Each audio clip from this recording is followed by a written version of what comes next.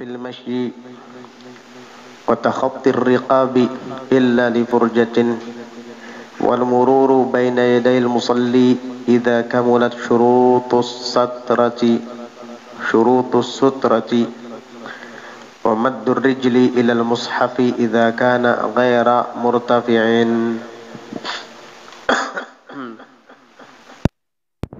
Dan termasuk dosa-dosa kaki adalah at-tabakhturu fil masyi, yaitu sombong dalam berjalan.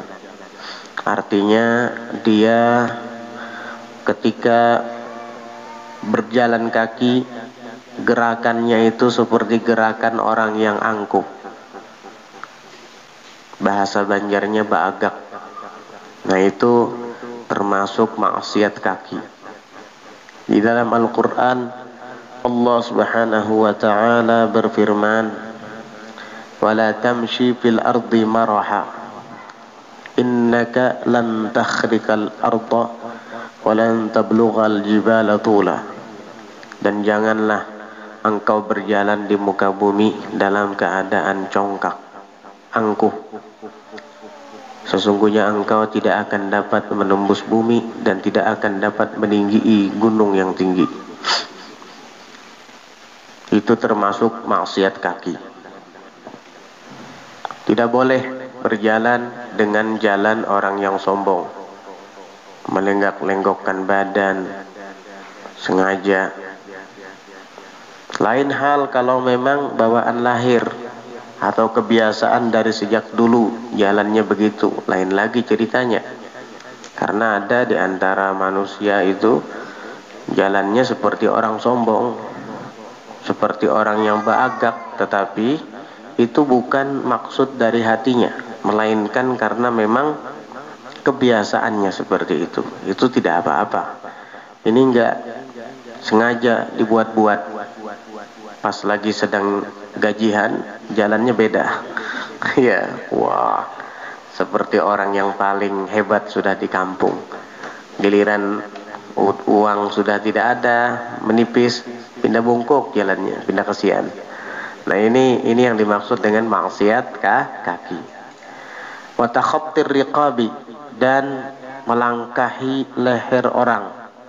yakni ketika kita sedang berjalan di tengah orang banyak yang sedang duduk, jangan melangkah leher mereka. Karena itu termasuk maksiat kaki. Illa li furjatin, kecuali untuk menutup furjah, ruang, kekosongan. Jadi ketika kita sedang masuk masjid, lalu kemudian ada shaf yang kosong dan orang yang ada di belakang shaf itu tidak mau disuruh ke depan, gak apa-apa, kita langkahi dia demi untuk mengisi kekosongan tersebut. Kalau kita main hukum tiwas, kenapa gerang kada dimasuki? Seharusnya isi yang kosong, kamu malah membiarkannya tetap kosong. Nanti setan yang akan mengisi. Udah, kamu aja yang melangkah untuk mengisi kekosongan itu, nggak apa-apa. Ini dikecualikan dari takhattir riqab, melangkahi leher orang ketika sedang berjalan. Ini dikecualikan, tidak termasuk dalam dosa kaki.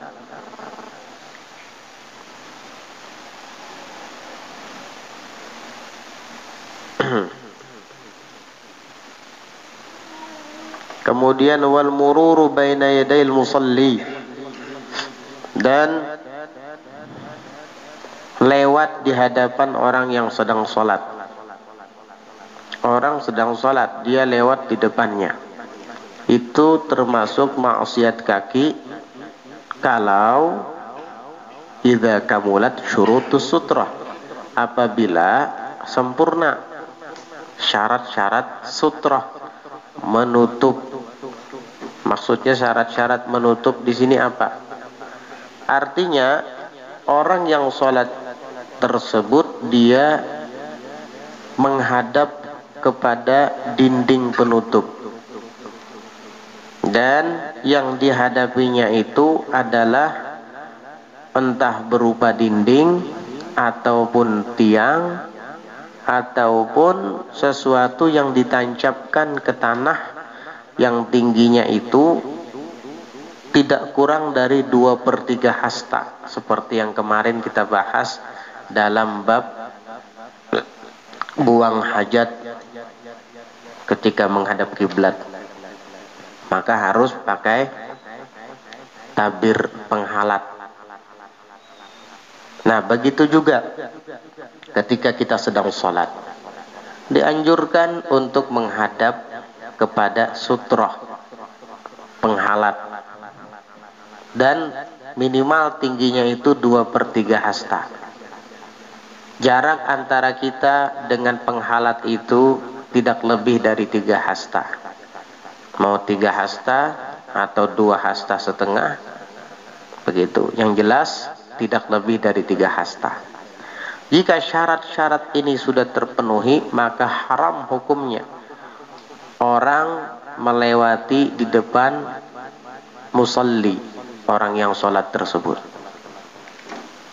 Paham? Makanya kalau sholat itu jangan di tengah-tengah masjid. Di hadapannya luas, tidak ada tabir penutup apa-apa. Itu makruh. Jadi kalau mau sholat itu mepetkan badan ke dinding masjid begini, atau ke tiang masjid begitu. Jangan di tengah kayak gini. Kamu tidak punya sutroh namanya. Sutroh itu penghalang antara kita berdiri dengan sesuatu itu. Itu sutroh namanya. Nah, sutroh ini harus minimal tingginya 2/3 hasta. 1 hasta itu sekitar 50 cm. 2/3-nya sekitar berapa? 37,5 ya. Kurang lebih segitulah. Atau 40 cm anggap. 40 cm kurang lebih. Paham? Begitu. Kemudian kita berdiri antara penutup dengan tubuh kita jangan lebih dari 3 hasta, minimal 3 hasta atau kurang. Nah, kalau ada orang lewat di sini, sunnah kita untuk menahannya begini. Supaya tahu bahwa saya sedang pakai sutra penutup, jangan dilewati karena hukumnya haram. Bahkan ada, kalau nggak salah, Syekh Ibn Hajar Al-Haytami itu di dalam kitab Az-Zawajir fi iqtirafil fi nahyi an iqtirafil kabair, atau Az-Zawajir an iqtirafil kabair, beliau menyebutkan termasuk dosa besar itu. Karena hadisnya sangat keras dalam melarang hal tersebut. La an yaqifa ahadukum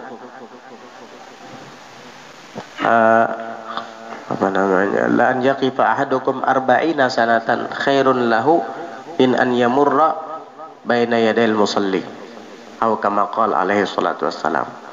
Sungguh seorang dari kalian berdiri selama 40 tahun itu lebih baik untuk menunggu daripada dia melewati di hadapan orang yang sedang sholat, asal dia pakai penghalat. Begitu. Tapi kalau seandainya dia sholat di tengah-tengah masjid seperti ini, di sini, di depannya nggak ada penghalat apa-apa, ada orang lewat, nggak apa-apa, nggak salah orang itu. Atau ketika orang mau lewat di depan kamu, kamu jangan gini-gini, kamu sendiri sholatnya di situ, di tengah-tengah ruangan yang luas. Coba mepetkan ke sini misalnya. Makanya ulun kalau sholat sunat itu pasti mepet ke dinding, paling enggak ke mimbar ini. Begitu. Sunnah itu. Bahkan kalau tidak makruh. Dan para ulama menyebutkan, ada yang mengatakan yang ditutup itu bahagian tubuh kita yang kanan, karena itu yang paling mulia di antara tubuh kita. Ada yang mengatakan seperti itu. Jadi kalau seandainya dindingnya begini dan di situ ada ruangan kayak gini, ada dinding di sini, maka sebelah kanan kita aja yang ditutup, sebelahnya ketutup, sebelahnya kebuka. Ada yang mengatakan seperti itu. Ada lagi yang mengatakan, kalau ini kan pendapatnya mengatakan seperti itu, alasannya adalah karena sisi tubuh yang kanan adalah bahagian tubuh yang paling mulia. yang kanan. Ada lagi yang mengatakan enggak, justru yang kiri ditutupi. Jadi kalau seandainya ini dinding, itu dinding. Jadi kalau kita berdiri di sini, berarti sebahagian tubuh kita ketutup dinding, sebahagian plong ke sana. Nah itu berarti yang kiri ditutupi. Kenapa? Kalau yang kiri ditutupi, karena kata para ulama alasannya yang mengatakan yang kiri justru ditutupi, karena di kiri kita ini ada hati. Nah iblis biasanya akan mengenai hati kita, tapi karena ada penutup, penghalat, maka iblis tidak akan bisa mengenai hati kita. Jadi begitu alasannya. Al-muhim kita pakai sutroh. Kalau langsung ke tengah-tengah dinding ini gimana misalnya? Ya nggak apa-apa, dapat kita pahala sutroh. Dapat kita pahala sutroh. Walaupun ada sebahagian mengatakan makruh, tapi makruhnya itu lebih baik daripada makruhnya yang tidak ada sutroh sama sekali. Paham? Dikarahiyatis sumut ilal jidar katanya, karena dimakruhkan kalau kita bertumpu kepada dinding melulu, tidak ada penghalat dan ruang yang lain terbuka begitu. Ini menurut sebahagian qaul. Al-muhim kalau kita disuruh memilih antara berdiri di depan dinding dengan tidak ada penghalat sama sekali, maka lebih afdal berdiri di depan dinding jauh. Nah ini baru berlaku keharaman bagi orang yang melewati di depannya. Tetapi jika ia sembahyang tanpa sutroh, tanpa ada penutup antara dia dengan sutroh, lalu ada orang lewat di depannya, nggak apa-apa.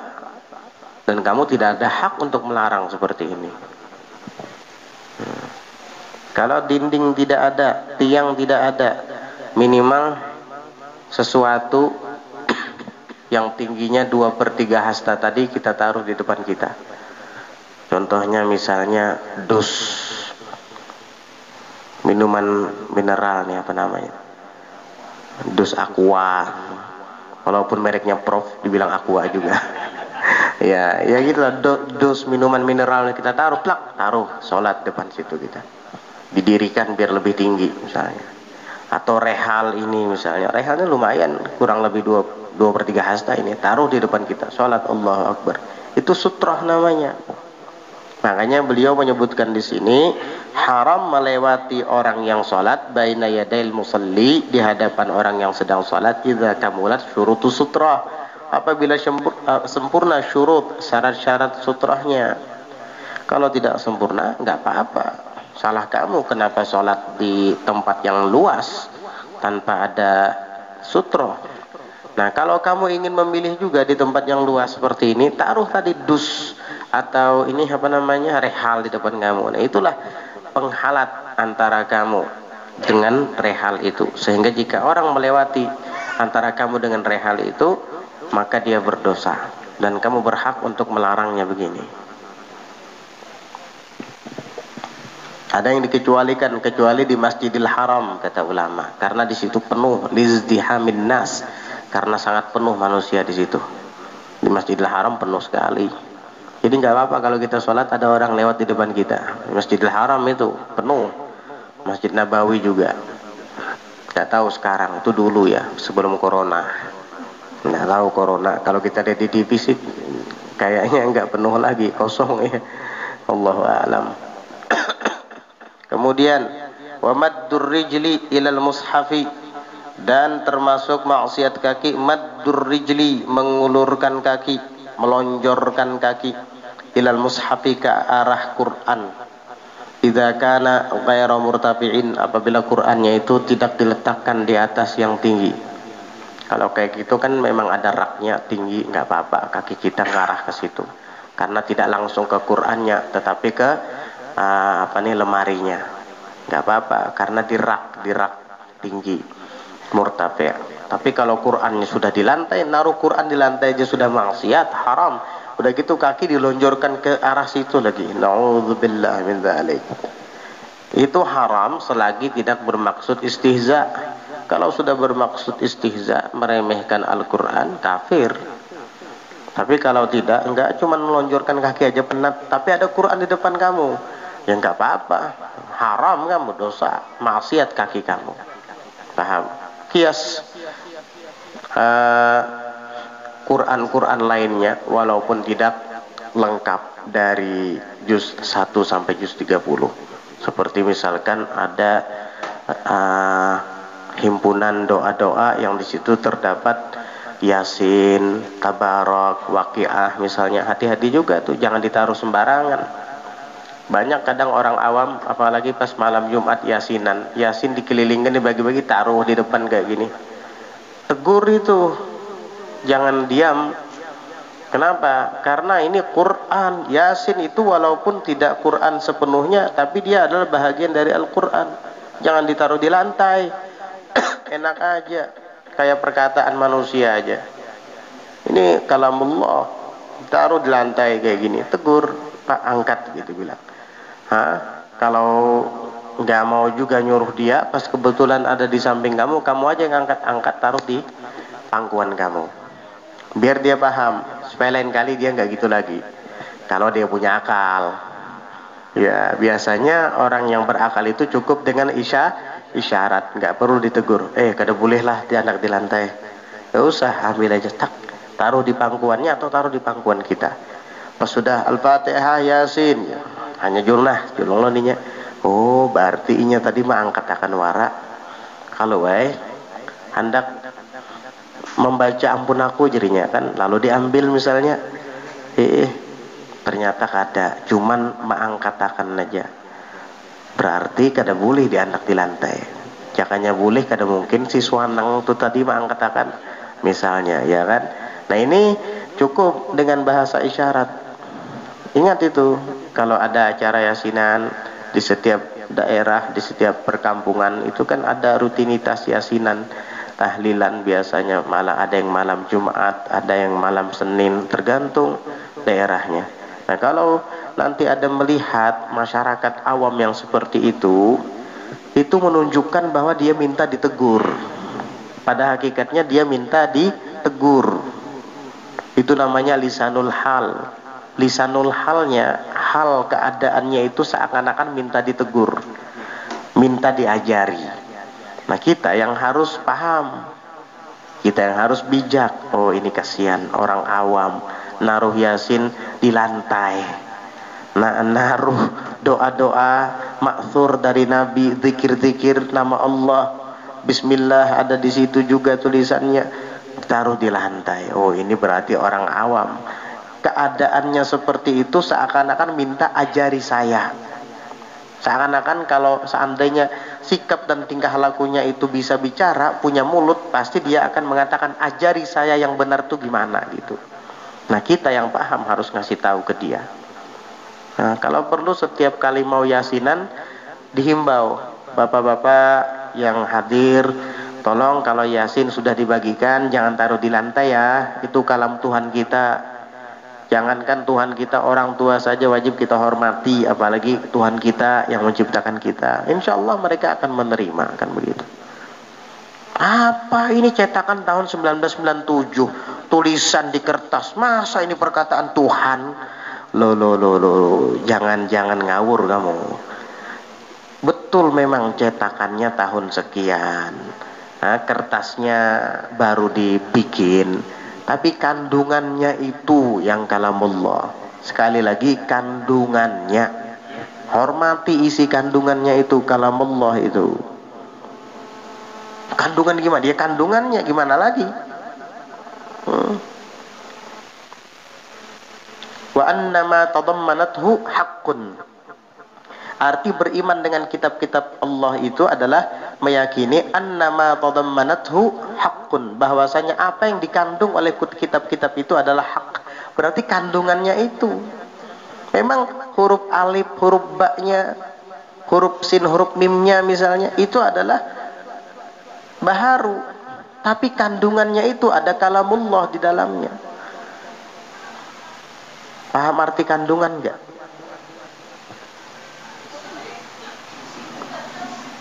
Nasi itu ketika sedang panas dilarang katanya dikonsumsi. Kenapa? Karena mengandung apa? Kadar gula yang tinggi katanya. Ada nggak gulanya di nasi itu? Coba lihat. Ada. Jilat manis lah nasi itu. Hah?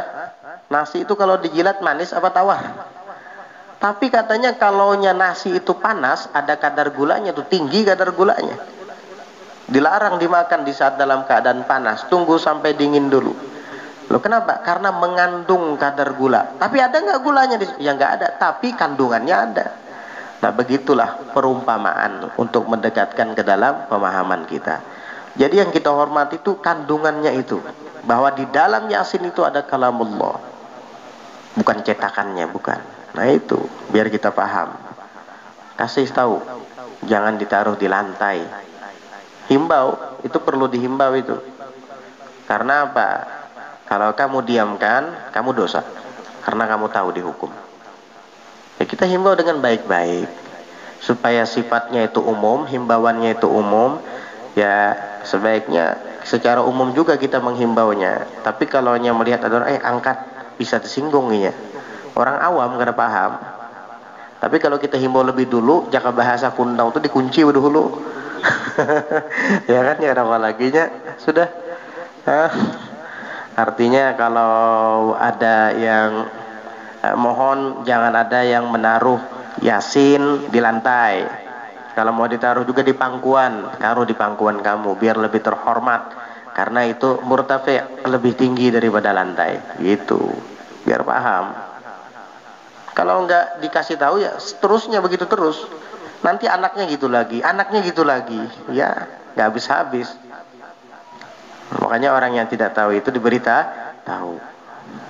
Kemudian wa kullu masyin bila muharramin, dan termasuk maksiat kaki adalah setiap berjalan kepada yang haram, ke tempat yang haram, maka itu juga termasuk maksiat kaki.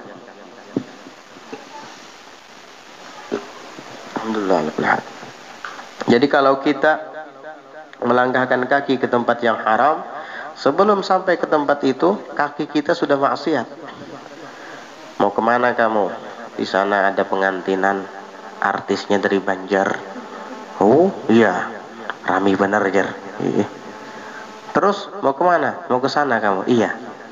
Belum sampai ke sana, baru kamu melangkah pergi keluar rumah udah dicatat dosa. Selangkah dosa, 2 langkah dosa, 3 langkah dosa, 4 langkah dosa, 5 langkah tabrak motor, mati ya. Sampai kada dosanya iya. Ayo, jangan macam-macam. Kita tidak tahu ajal kita kapan datang. Makanya orang yang melangkahkan kakinya pergi ke tempat yang haram, dia tidak mendapatkan rukhsah di dalam menjamak dan mengqashar sholat. Mau kemana kamu Pak? Mau ke diskotik. Di mana? Di Banjar sana. Oh, mau diskotik. Rupanya dia mendengar adzan zuhur, mampir di masjid. Masih ingat tapi ya sama sholat. Subhanallah. Mau maksiat tapi masih ingat sama sholat zuhur. Apa kita jamak takdim kah asarnya? Enggak ada jamak takdiman, enggak ada. Zuhurnya kita qashar kah 4 rakaat jadi? Enggak bisa kamu mengqashar. Kenapa? Karena perjalananmu itu maksiat. Itu namanya al-asi bis safar. Al-asi bis safar, dari sejak awal dia tujuannya untuk maksiat. Enggak dapat keringanan dalam agama jika perjalanan itu bertujuan untuk maksiat. Enggak ada istilah jamak, enggak ada istilah qashar. Enggak sah kamu menjamak, enggak sah kamu mengqashar. Karena maksud tujuan perjalananmu itu untuk maksiat. Karena di antara syarat sah menjamak dan mengqashar itu an yakuna safaru safaran mubahan. Hendaknya musafirnya itu tujuan dan maksudnya adalah yang mubah. Yang mubah saja boleh rukhsah, apalagi yang sunnah, apalagi yang wajib. Kalau yang sunnah seperti silaturrahim, kalau yang wajib seperti pergi haji. Kalau yang mubah ya jalan-jalan biasalah. Itu namanya maksud dari perjalanannya itu sahih, li gharadin sahih namanya. bermaksud untuk tujuan yang baik. Tapi kalau li ghardil ma'siyah, maka tidak mendapat rukhsah, tidak mendapat keringanan dalam agama. Bahkan setiap langkahnya dicatat dosa. Wa takhallufun an wajibin, dan berlambat-lambat daripada yang wajib. Dia jalan ke situ kemari sengaja memperlambat untuk melakukan ibadah yang wajib. Ini juga termasuk maksiat kaki. Oleh karenanya jangan sampai kaki kita gunakan untuk bermaksiat kepada Allah Subhanahu wa taala, karena kaki adalah bahagian daripada nikmat Allah Subhanahu wa taala yang wajib untuk kita syukuri. Dan kita sudah tahu hakikat mensyukuri nikmat itu bukan hanya mengucap alhamdulillah atau asyukrulillah, enggak. Tapi hakikat bersyukur yang sebenarnya adalah sarful abdi jami'a ma an'ama Allahu bihi alaih lima khuliqa li ajlih, mendayagunakan seorang hamba seluruh nikmat yang dikaruniakan kepadanya sesuai dengan tujuan diciptakannya nikmat itu. Ketika Allah Ta'ala ciptakan untuk kita nikmat kaki, bisa berjalan dengan kedua kaki, artinya kita disuruh untuk mendayagunakannya supaya pergi ke tempat-tempat yang baik, pergi untuk menuntut ilmu. Nah, ini termasuk mensyukuri nikmat kaki. Innal malaikata la tada'u ajnihataha li talibil ilmi ridwan bima yasna'. Sesungguhnya para malaikat merendahkan sayap-sayap mereka kepada para penuntut ilmu karena ridha, karena suka dengan yang diperbuat oleh si penuntut ilmu itu. Nah, itu harus kita amalkan. Ke masjid, basyiri al-masya'ina fi dhulami ilal masajidi bin nuri tammi yaumal qiyamah.